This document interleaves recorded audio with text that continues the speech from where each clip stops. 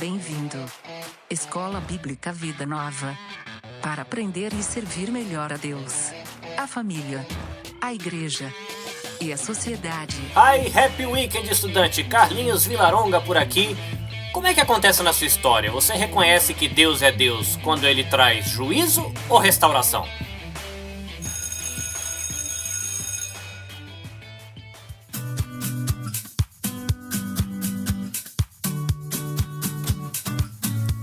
Começamos mais uma aula e vai ter muita coisa para aprender hoje. E lembrando você de que você vai poder encontrar a gente nas redes sociais Facebook e Instagram. Você pode encontrar a gente na SoundCloud, iTunes. Você pode encontrar a gente nos seus agregadores de podcast para iOS ou para Android. E eu preciso confessar um pecado para vocês. Eu esqueci do Obadias. Na aula passada, a hermanita passou o programa de aula direitinho e eu me empolguei e esqueci do profeta Obadias. Nessa aula, na verdade, a gente vai começar falando dos profetas do exílio, mas eu vou ter que dar um passo atrás para falar do Obadias, porque eu esqueci dele e eu peço perdão para vocês, mas a gente vai tratar disso nessa aula. Então, hermanita, me perdoando pela minha falta de atenção à pauta da aula, qual é o programa de aula para hoje? Hola profesor. Hola alumnos. En la clase de hoy comenzaremos a estudiar a los profetas del exilio. El primero que estudiaremos será el libro de Ezequiel. En nuestro café hablaremos de alabanza y lamento. En la clase extra seguimos con el panorama que llega ahora al libro de Isaías. Y si el profesor no se olvida de nuevo, hablaremos del libro de Obadias. ¿Todos listos? Muito bem, plano de aula dado, puxão de orelha também. Deixa de blá blá blá, Bíblia, papel e caneta na mão e bora estudar. Comecemos então com Obadias.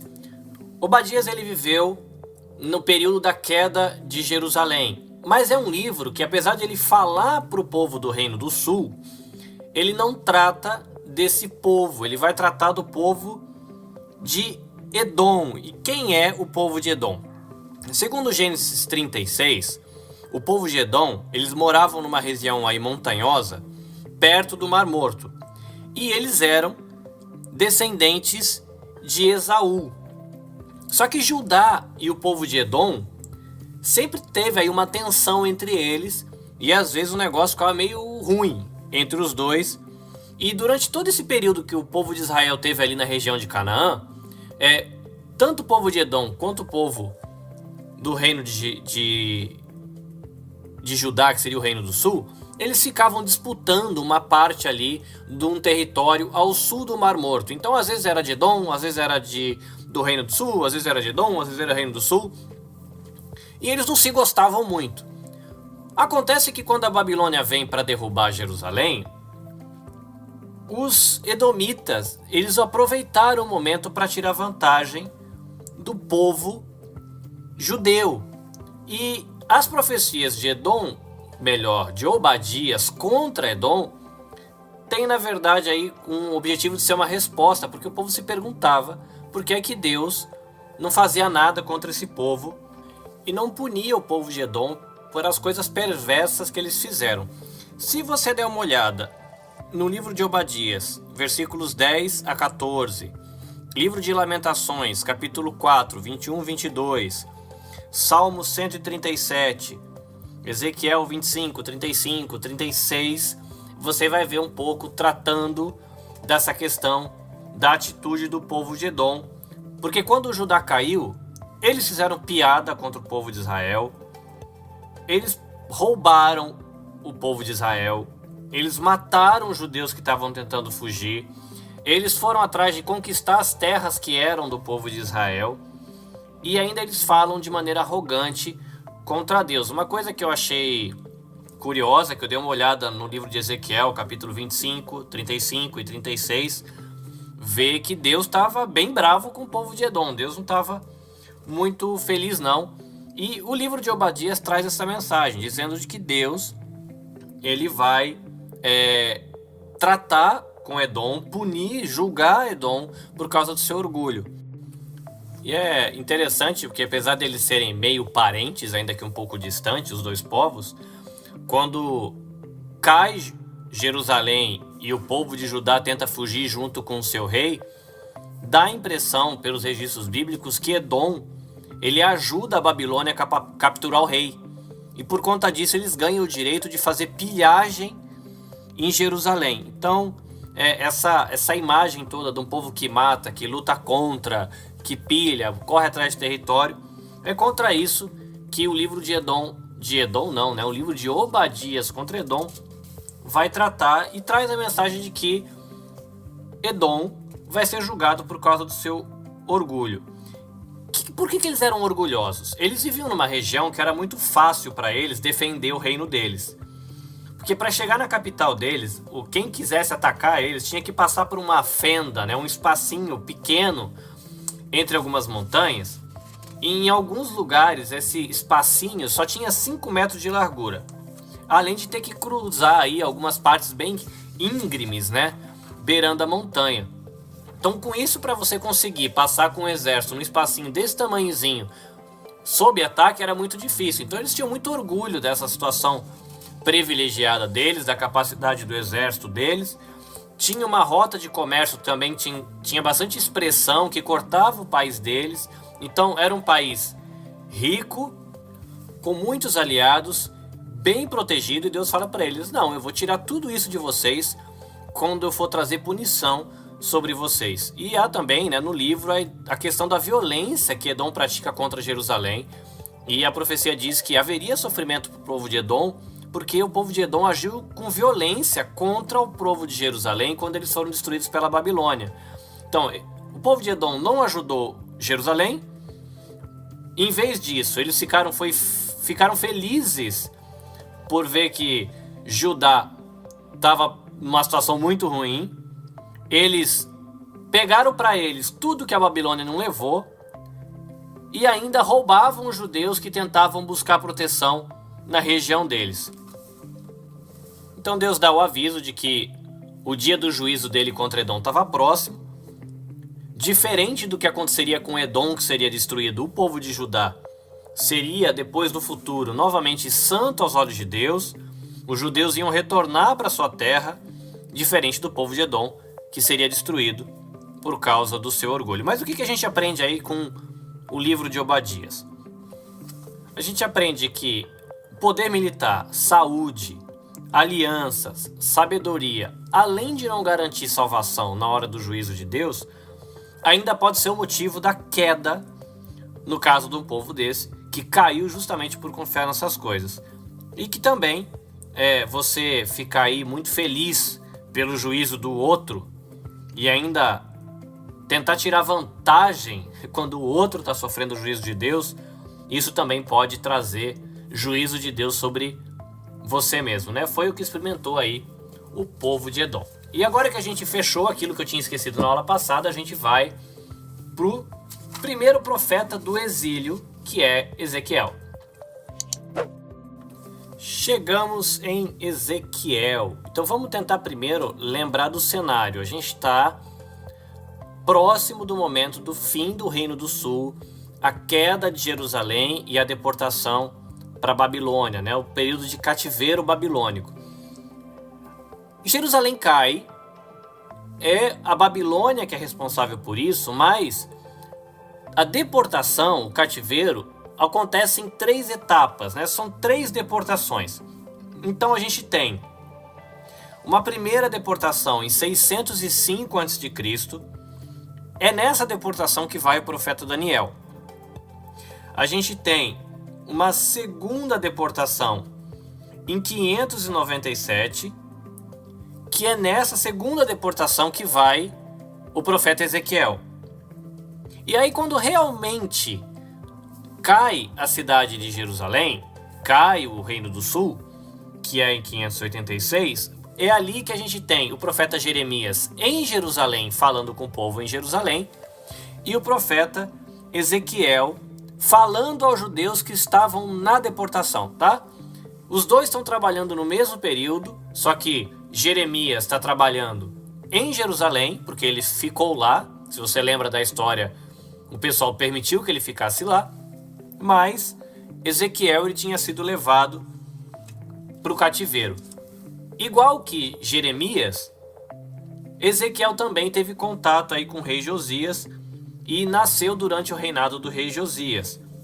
O livro mostra que Ezequiel era casado, mas não parece de que ele tinha filhos. E ele tinha uma relação com família sacerdotal, né? Ele era descendente de uma família sacerdotal, e talvez isso explique porque ele tem uma preocupação bem grande com o templo, fala bastante do templo.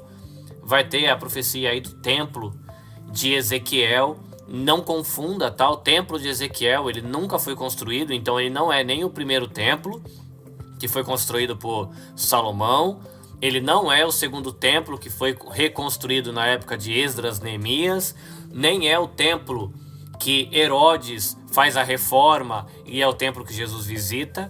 É um templo que tem as medidas, tem a sua função dentro da profecia, mas o templo de Ezequiel, ele nunca foi construído, tá? Ezequiel, ele foi levado para a Babilônia com 25 anos. Com 30 anos, ele foi chamado para ser profeta. Ele transmite várias mensagens, ele tem muitas visões a respeito do que está acontecendo em Jerusalém, e algumas das mensagens de juízo que ele traz acabavam se chocando com as profecias dos falsos profetas que estavam lá no exílio, porque tinha falso profeta dizendo que ia estar tudo bem, que não ia acontecer nada com Jerusalém, que o reino do sul não ia cair. Mas Ezequiel traz uma mensagem dizendo assim, não, vai cair sim, e acabava se chocando com essa pessoal. Isso no início do livro, aí você até o capítulo 24. Durante esse período do ministério de Ezequiel, Jerusalém cai. E aí o povo acaba perdendo o ânimo, porque vendo a destruição de Jerusalém, e lembra que ele derrubou o templo, Nabucodonosor derrubou o templo, botou fogo em tudo, levou praticamente todo mundo embora. Então o pessoal perde as esperanças. Então a segunda parte do livro, ela vai trazer aí algumas palavras de esperança para esse povo que está no exílio. Se a gente for construir um esboço de Ezequiel bem amplo, então você tem uma primeira parte do livro tratando do julgamento de Judá, sendo condenado por seu pecado. Depois você vai ter uma segunda parte do livro tratando do julgamento das nações vizinhas.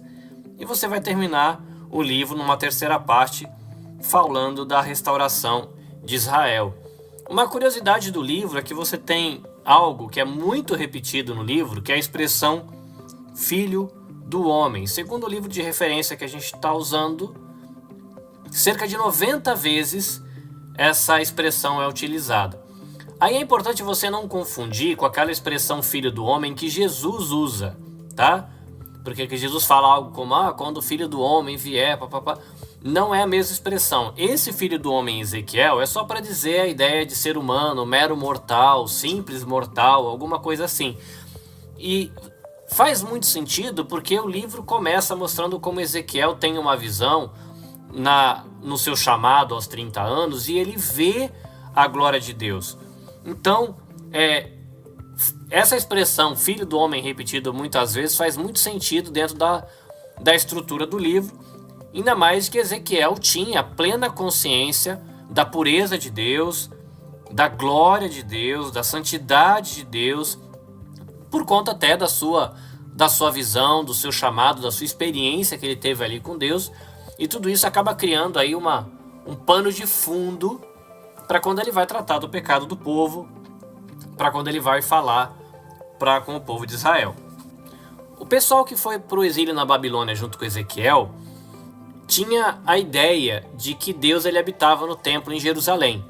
Então, quando Ezequiel falou que ele viu a glória de Deus, sendo que Ezequiel estava no exílio, provavelmente foi um motivo aí de surpresa. E Deus chama Ezequiel para o ministério, fala que o ministério dele não seria com nações estrangeiras, com gente que não entendeu o que ele estava falando, mas de que seria com o próprio povo de Deus, mas que esse povo teria aí um coração obstinado.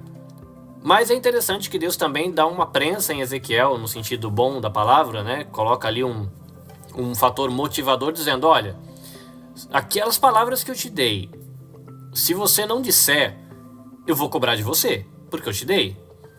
Agora, aquelas palavras que eu te dei, e você disser, e o povo não der ouvidos, aí eu cobro deles. É interessante que quando Ezequiel ele vai tratar do julgamento de Deus sobre Judá, ele usa de teatro.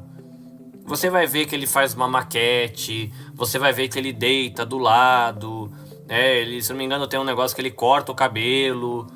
Então é interessante esse uso do teatro, e uma curiosidade sobre isso, que se você lê, tem uns negócios que ele dorme um monte de dia de um lado, ele tem umas atitudes pra gente que é muito estranhas, e parece que tiveram estudiosos que já questionaram a saúde mental do profeta Ezequiel por conta do uso desses recursos de teatro. Mas esses recursos foram importantes, fizeram parte vamos colocar assim, da ministração de Ezequiel e ajudaram o povo a entender a mensagem que ele estava passando.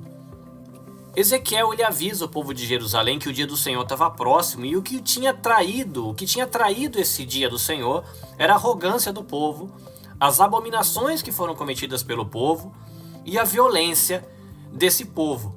Mas muitos dos exilados da Babilônia, eles acreditavam que a capital, que era a habitação de Deus, ela nunca seria destruída, porque afinal de contas o Senhor Todo-Poderoso habita no seu templo. Até parece de que alguém vai conseguir destruir esse templo, destruir Jerusalém, sendo que a glória do Todo-Poderoso habita ali. E a gente tem Ezequiel, a profecia de que Ezequiel ele vê a glória de Deus deixando o templo, e isso acaba sendo um choque, porque era o motivo do pessoal imaginar de que a glória de Deus sendo ali, isso não caía. E aí tem a condenação dos falsos profetas, gente que estava enganando o povo, tentando esconder os pecados do povo. Mas Ezequiel ele fala, olha, Deus abandonou o seu templo, o juízo vem mesmo, a não ser que vocês se arrependam, abandonem seus atos de iniquidades, e se vocês não se arrependerem e não abandonar a iniquidade de vocês, nem que Noé, nem que Daniel, nem que Jó ore por vocês, eu vou deixar essa questão de trazer juízo sobre vocês para lá, porque vocês pecaram feio, e eu vou levar a sério o que vocês estão fazendo. Ezequiel ele transmite essa mensagem usando muitas alegorias, muitas comparações. Ele faz alegorias comparando a jovem e o seu noivo, o seu marido. Usa de recursos falando, por exemplo, de águia, falando de leão, falando de ramos de uma videira, ou como uma panela que seria esquentada. Então todos esses recursos vão trazendo vida para a mensagem que Ezequiel traz. E ele vai reafirmando essa questão da decisão de Deus de trazer juízo, e de que, assim, quando Deus ele trouxesse o juízo, a nação saberia que o Senhor é verdadeiramente Deus.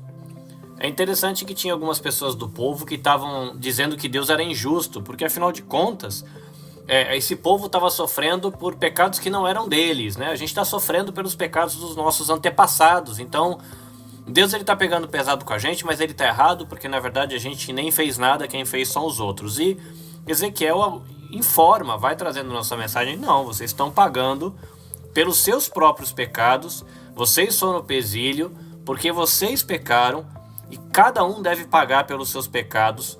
Isso é o correto, e Deus continua sendo justo. A gente tem também, nessa sessão ainda do livro de Ezequiel, a questão do renovo, que aí tem a ver com a questão do Messias, tá? E aí vai ver a questão da graça, onde vai falar de que Deus ele vai pegar o renovo da árvore, ele vai exaltar esse renovo, vai ter um tempo onde o povo não vai mais profanar o nome santo de Deus, e por isso ele receberia esse povo de volta, e a própria nação teria consciência de que ela foi julgada de maneira correta, como ela merecia por conta dos seus pecados.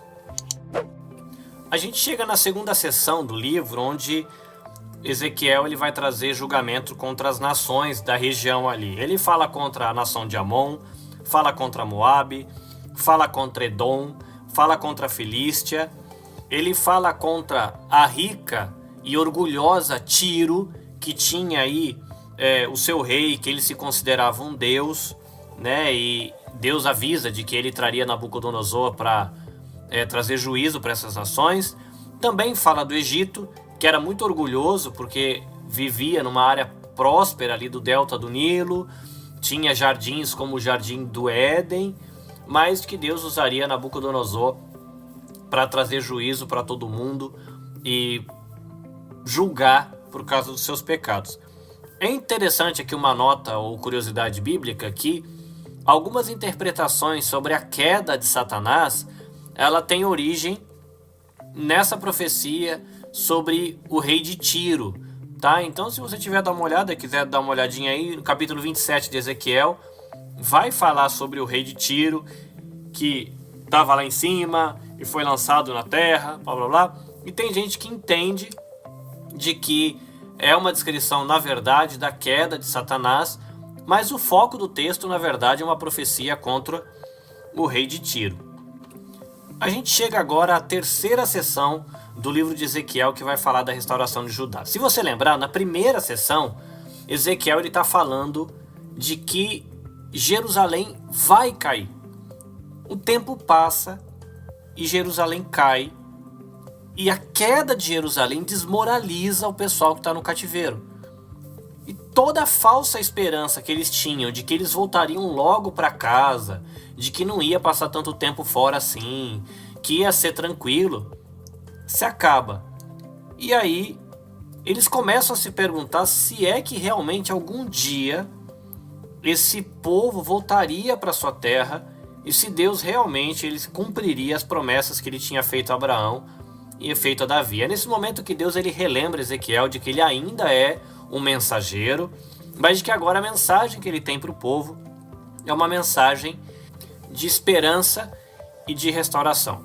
Então Ezequiel ele vai tratar na profecia o fato de que Deus vai usar o seu príncipe messiânico, de que Deus restauraria a aliança com o povo, ia dar um novo coração para esse povo, ia purificar o povo das suas iniquidades e abençoar esse povo com prosperidade. Então, diante de toda essa restauração, a nação saberia que o Senhor é Deus. Lembra que na abertura dessa aula eu falei sobre aprender de que Deus é Deus com juízo e de aprender de que Deus é Deus com restauração, né? Então, Ezequiel tem esses dois pontos. A primeira parte do livro dizendo que o povo ia entender de que Deus era Deus, o verdadeiro Deus, o Senhor, através do juízo que ele traria.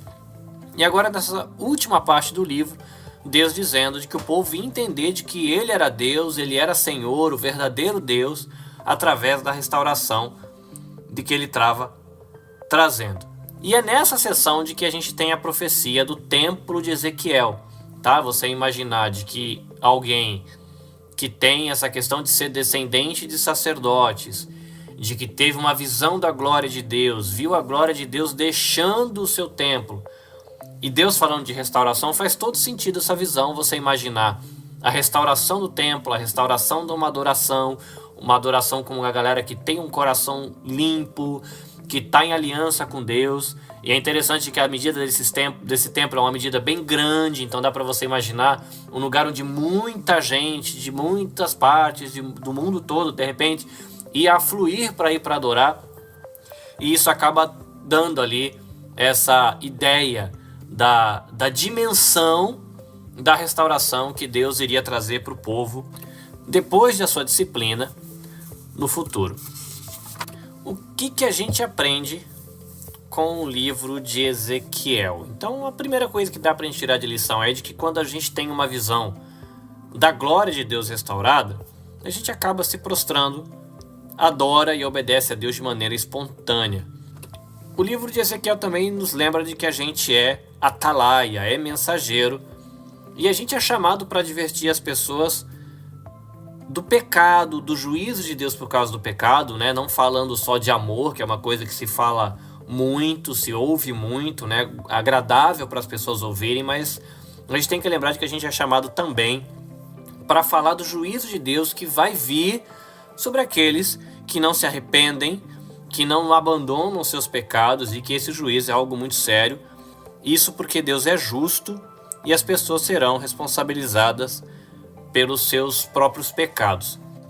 Tem mais um monte de lição que dá para tirar desse livro, então se você tem usado aí o curso Vida Nova de Teologia Básica, o livro Panorama do Antigo Testamento. Dá uma lida na lição que vai ter muito mais coisa que dá para você tirar. E fica ainda a ressalva de que os autores do Novo Testamento dão indícios aí de que eles leram o livro de Ezequiel. Né? A maneira como João ele descreve a glória de Deus em Apocalipse é bem semelhante à maneira que Ezequiel também descreve. Ezequiel engole um livro, João tem uma experiência parecida, Jesus, Paulo, eles concordam aí com a opinião de Ezequiel a respeito de que o atalaia, o mensageiro, tem responsabilidade. E em Apocalipse você tem também aí menção da cidade de Gog e Magog e a Nova Jerusalém, que são coisas também que são tratadas no livro de Ezequiel. Então eu espero que essas informações sobre Ezequiel, o primeiro profeta aí do exílio que a gente está estudando, seja legal para você entender a mensagem da Bíblia.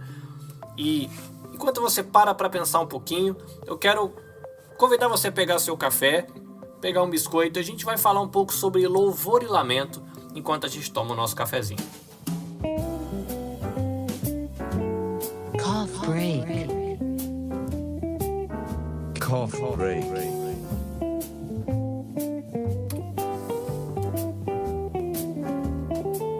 Eu sigo a minha jornada na leitura do livro Como Pregar e Ensinar com Base no Antigo Testamento. E o livro agora chegou numa altura onde ele está falando sobre o livro de Salmos. E a gente não faz muito tempo que a gente viu sobre o livro de Salmos, mas é legal quando você olha um outro autor falando do mesmo tema, porque às vezes o enfoque é diferente. E o que me chamou a atenção foi quando ele foi falar dos Salmos de Lamento.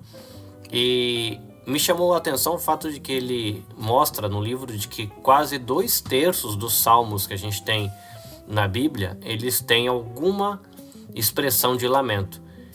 E isso pra gente acaba sendo estranho, né? E o autor usa a palavra contraditório, porque na nossa cultura é muito comum a gente associar louvor somente àquilo que a gente faz quando a gente está se sentindo feliz e alegre.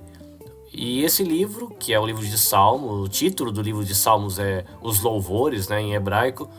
E como é que pode a maior parte dos salmos de louvor conter algum tipo de lamento?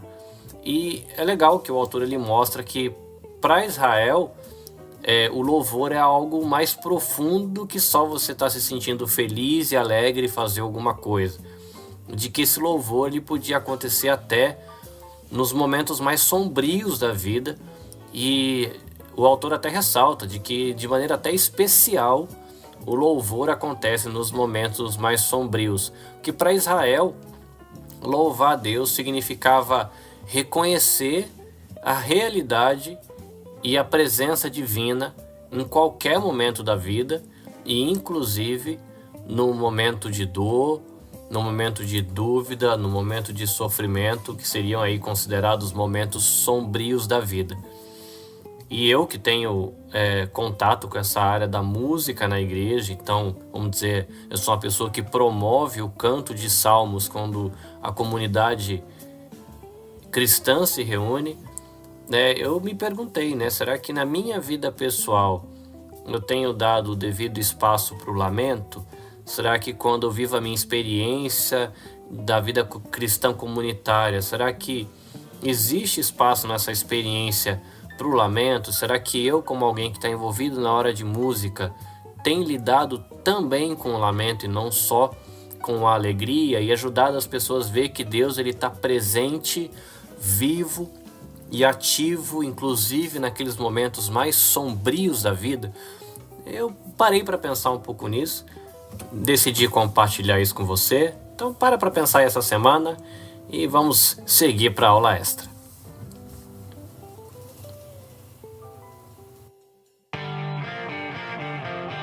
Atenção classe, começa agora a aula extra. Porque aprender é bom.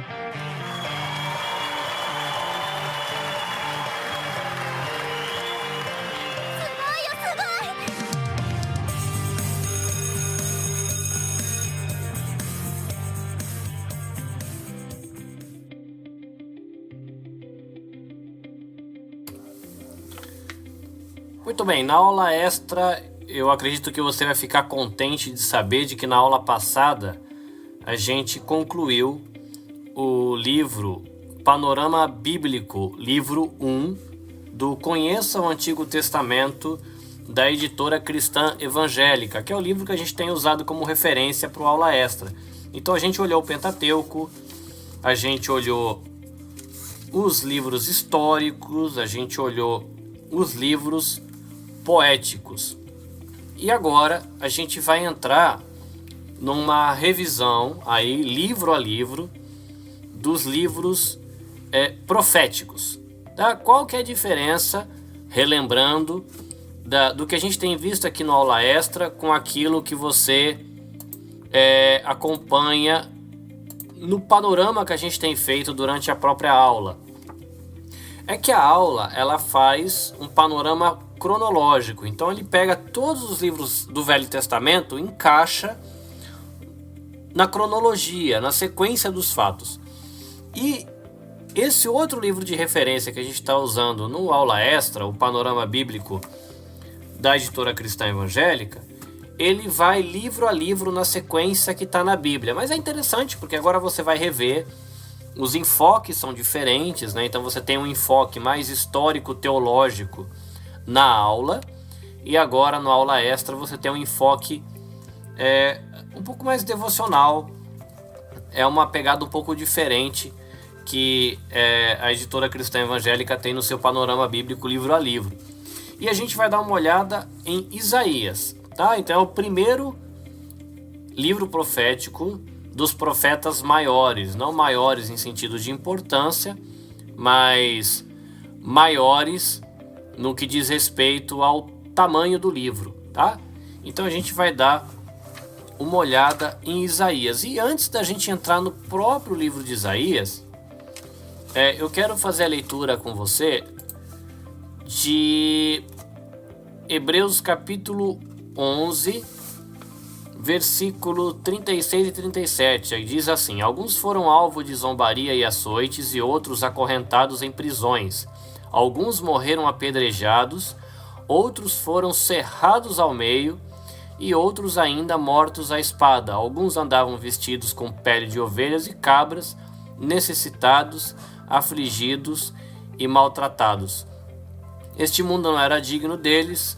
Versículo 38, e vagaram por desertos e montes, escondendo-se em cavernas e buraco de terra.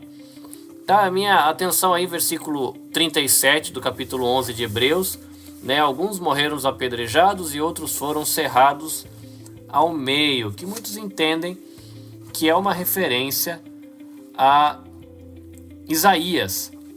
Tá? Então a gente vai dar uma olhada agora em algumas informações sobre o livro de Isaías. O livro de Isaías ele recebe aí muitos, vamos chamar de apelidos, pela galera que estuda o livro, tá? Então, alguns dizem que ele é o príncipe de todos os profetas. Tem gente que chama Isaías de Paulo do Antigo Testamento. Tem gente que se refere a ele como o maior dos profetas, o profeta do Evangelho, antes do próprio Evangelho, né? Então o Evangelho antes do Evangelho seria Isaías, ou o profeta por excelência. E ele é o primeiro livro aí dos profetas maiores, que é um grupo aí que engloba também Jeremias, com Lamentações, e o Ezequiel, que a gente estudou na aula de hoje, e também o livro de Daniel. E isso tem a ver, como a gente já disse, com o tamanho deles e não com a importância desses autores. A visão panorâmica do livro, aí algumas informações básicas para a gente se localizar. A gente está estudando quando a galera foi para Babilônia no exílio em 597, tá? Então essa é a queda. Em Isaías ele está antes disso, ele está entre 740 a.C. e 680. Então se 597 Judá caiu, a gente está quase 100 anos antes, tá? Então o autor aí do livro de Isaías seria Isaías. O local onde o contexto desse livro acontece é Jerusalém. O alvo do livro são os reis e o povo de Jerusalém antes deles serem levados para o exílio, porque afinal de contas a gente está 100 anos antes do exílio. Versículo-chave, a gente poderia deixar Isaías 9,6, que diz: pois um menino nos nasceu, um filho nos foi dado, o governo estará sobre os seus ombros, e ele será chamado de maravilhoso conselheiro, Deus poderoso, Pai eterno e príncipe da paz. A palavra-chave do livro de Isaías, a gente poderia deixar aí a ideia de restauração. Tá? Para você construir aí na sua mente uma imagem, um esboço do livro de Isaías. Então a gente pode dividir em 3 blocos. Tá? Um bloco que vai até o capítulo 35, que são profecias que têm aí uma relação com coisas que aconteceram durante a vida de Isaías e falam do juízo de Deus sobre o povo da aliança. A gente teria um segundo bloco, do capítulo 36 ao 39, que é um ponto histórico aí que é mais especificamente sobre a libertação dos assírios, tá? Então lembra que os assírios estão em cima, né? A gente chegou a falar disso, em cima do povo de Israel, e um aviso aí, uma predição de que Israel seria conquistado pelos babilônios, que é o momento onde a gente está estudando durante as aulas. Capítulo 40 a 66 de Isaías são profecias que têm aí uma base, uma relação com assuntos que vêm depois de Isaías, tá? Eventos para depois de Isaías, e trata de uma mensagem de consolo para Israel e daqueles que seriam repatriados da Babilônia, tá? Então, Isaías, que é 100 anos antes de Judá cair e ir para a Babilônia, já tem uma mensagem de consolo para esse povo que está lá na Babilônia e que voltaria, tá? Quando eles fossem para a Babilônia e depois voltariam. Isaías em uma sentença, para você criar uma imagem focada aí de Isaías. O profeta, ele anuncia o juízo que é certo, mas também ele consola ao profetizar a salvação e o retorno do remanescente fiel à terra. Isaías é um profeta que tem um espectro, é um livro gigantão, são 66 capítulos, é um livro muito grande, e você tem ele com várias facetas. Então você pode considerar Isaías um teólogo, pregador, historiador, reformador, estadista, poeta, ele príncipe, porque ele era primo do rei Uzias, ele foi um patriota, ele foi mártir, e aí por ordem do rei Manassés, ele foi cerrado ao meio. Lembra a referência que a gente leu em Hebreus capítulo 11, né? Então pode ser uma referência a Isaías. Ele foi casado com uma mulher que a gente não tem o registro do nome, mas é chamada aí de profetisa no capítulo 8, versículo 3. E o nome dos seus filhos tinha também um detalhe profético, né? Eles ajudavam a resumir a mensagem do profeta, que, por exemplo, um dos filhos de Isaías chamava um resto vai voltar, e o outro chamava rápido despojo, presa segura, e o próprio nome de Isaías, que chamava Jesus salva, ou Jesus não, né? Olha que falha técnica, Jeová salva, tem aí um teor profético bastante importante. Parecido com Ezequiel, que a gente estudou na aula de hoje, Deus ele fez uso das habilidades de Isaías, mas não antes dele ter trabalhado na vida de Isaías. Então, capítulo 6, assim como Ezequiel, né, Deus se mostra para Isaías, aí o profeta percebe a sua realidade impura, Deus purifica ele e chama ele para pregar. A missão que Deus oferece para ele ia ser uma missão difícil, longa, mas com um final aí de esperança. Apesar de toda a indisciplina, pecado do povo, a ideia de que Deus também preservaria aí um remanescente fiel do seu povo, e isso é bem interessante.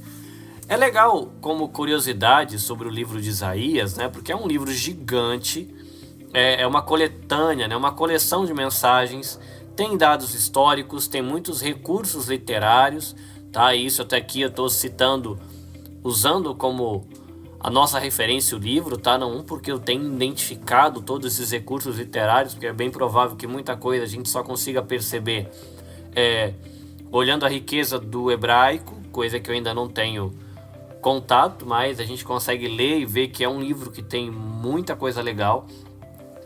E o livro tem alguns estudiosos que ele fazem um paralelo entre o livro de Isaías e a própria Bíblia que a gente tem, tá? Então, você tem na Bíblia, por exemplo, o Velho Testamento e o Novo Testamento, e o livro de Isaías ele poderia ser dividido em 2 blocos também, tá?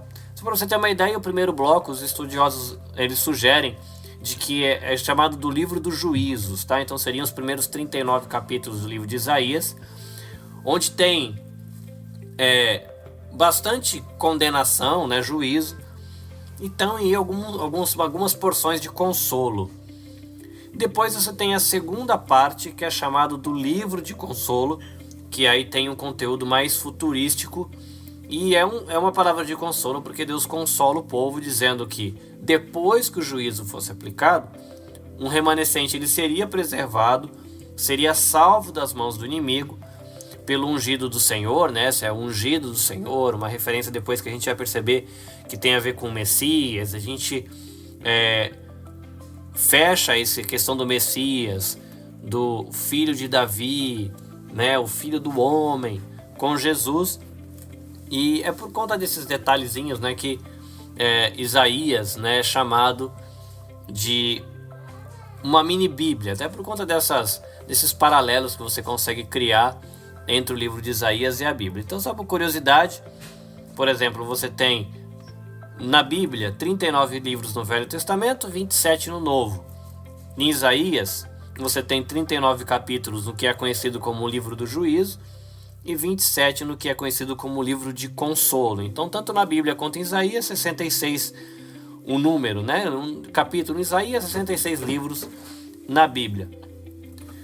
A segunda parte do livro de Isaías, que é capítulo 40, versículo 3, diz: voz do que clama no deserto. E é curioso também, porque aí o início da segunda parte da Bíblia, que é o Novo Testamento, também no versículo 3, só que aí no caso do capítulo 3 de Mateus, diz que uma voz clama no deserto, né? No caso de João. É uma curiosidade aí. Em Isaías, você tem aí um espaço entre o primeiro livro, que seria o livro do juízo, para o livro do consolo, os impérios assírios e o império babilônico, tá? Esses 2 impérios figurando entre esse miolinho aí, entre o livro do juízo e o livro do consolo em Isaías. E você tem, por exemplo, por curiosidade, na Bíblia, entre o Velho Testamento e o Novo Testamento, os impérios grego e romano, tá? Então curiosidades, é interessante a gente saber esses detalhes sobre o livro de Isaías. Uma coisa muito legal também do livro de Isaías, e é o porquê que ele é chamado do Evangelho do Velho Testamento, é as referências que ele faz ao servo do Senhor, que é aí um dos principais personagens do livro de Isaías. Tá? Então tem 4 passagens que tratam do servo do Senhor. Você encontra aí Deus apresentando o seu servo no capítulo 42. Você tem tratando da vocação do servo, a chamada do servo em Isaías 49. Você tem uma referência à obediência desse servo no capítulo 50. E capítulos 52 e 53 você tem referências aí ao sofrimento desse servo. Tá? E é um detalhe de que Israel ele foi chamado para ser o servo do Senhor, mas o povo de Israel ele não corresponde à sua missão. Então, o livro de Isaías ele prevê aquele, né, se você pensar aquele com A maiúsculo, que é o servo do Senhor perfeito, obediente e que trará libertação definitiva para o povo. E é interessante você ver assim alguns detalhes, algumas profecias, muito específicas que o livro de Isaías traz, e a gente sabe que é falando sobre Jesus, mas isso 700 anos antes de Jesus nascer. Por exemplo, você tem Isaías 7,14 falando do nascimento virginal de Jesus. Você tem Isaías 9, 6 e 7 falando de que ele seria filho de Davi, né? Um descendente de Davi. Você tem Isaías 61:1 falando que ele seria ungido pelo Espírito. Você tem Isaías 53, 4 a 12 falando dos seus sofrimentos por nossas iniquidades, né? Tudo isso aí com cumprimento registrado no Novo Testamento.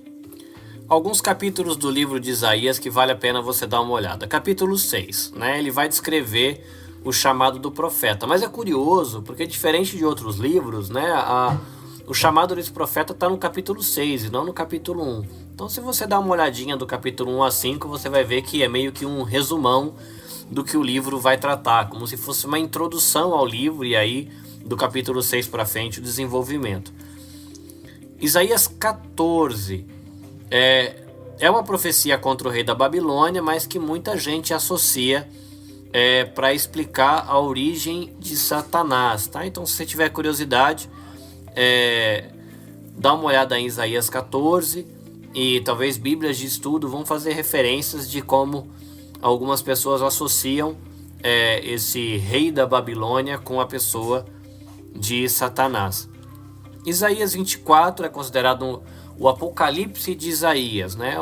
O Isaías está descrevendo aí como é que Deus vai julgar a criação e os soberanos rebeldes, né? Os reis rebeldes, mas é bem apocalíptico, então é interessante você dar uma olhada. Isaías 45 é uma profecia e ela é muito específica. Se eu não estiver errado, ela cita inclusive o nome de Ciro, que seria o rei medo-persa, que mais de 100 anos depois ele ia assinar o documento para que o povo pudesse voltar para a terra lá com Esdras e Neemias, tá? Zorobabel, aquela galera lá.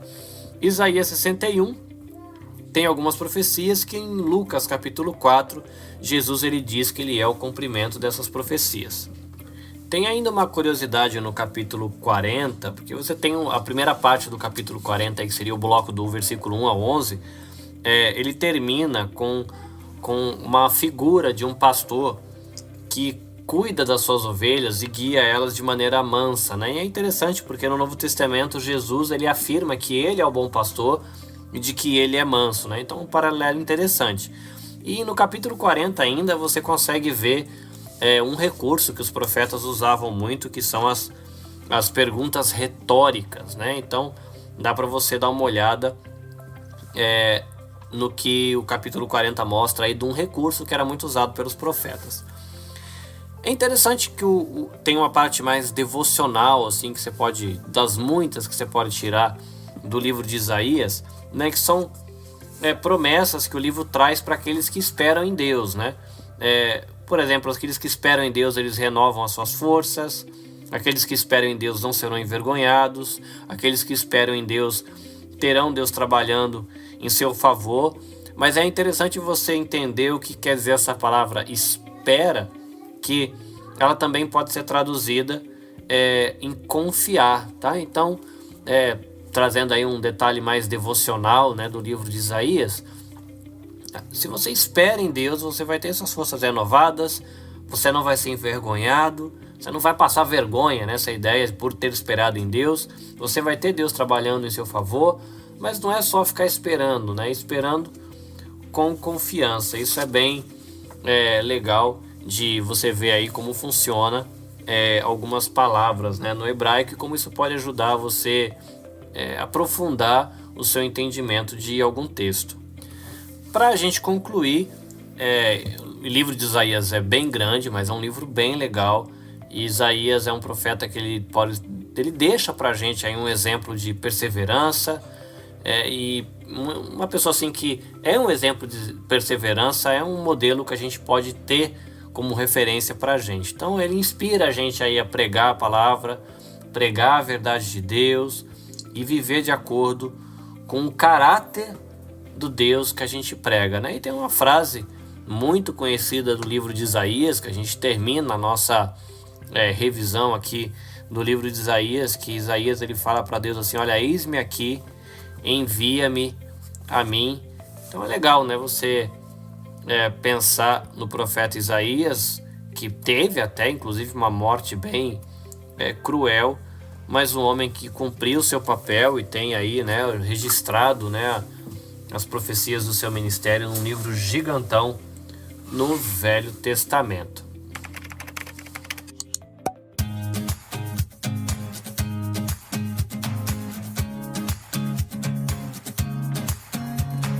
É isso aí, estudante. Aula legal, aprendemos muita coisa, eu espero. vamos dar créditos. Curso Vida Nova de Teologia Básica, módulo 2, Panorama do Antigo Testamento, editora Vida Nova. Manual Bíblico Vida Nova, da editora Vida Nova. Quem é quem na Bíblia Salgada é ótimo, né? Quem é quem na Bíblia Sagrada, da editora Vida. E a gente começou hoje Panorama Bíblico, módulo 2, da série Conheça o Antigo Testamento, da editora Cristã Evangélica, tá? Então, os nossos créditos dados ao material de referência que a gente usou para a aula. Espero que tenha sido útil para você. Ouça, reouça e divulgue. Faça o jabazinho do seu Escola Bíblica Vida Nova para a galera. Aí indica para sua avó, para sua tia, para o seu tio, para o seu pai, para o seu vizinho, para o seu amigo da linha, do trabalho, do escritório, da escola, e ajuda aí a divulgar conhecimento bíblico para a galera, para que possa ser útil aí, como a gente sempre diz, para ajudar você a servir melhor a Deus, servir melhor a sua família, servir melhor a sua igreja e também poder servir melhor a sociedade. Obrigado pelo tempo que você dedica aí estudando e me aturando, me ouvindo. Deus abençoe você.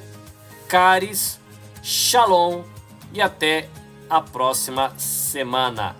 Fui! Minasan sayonara! Mata ne!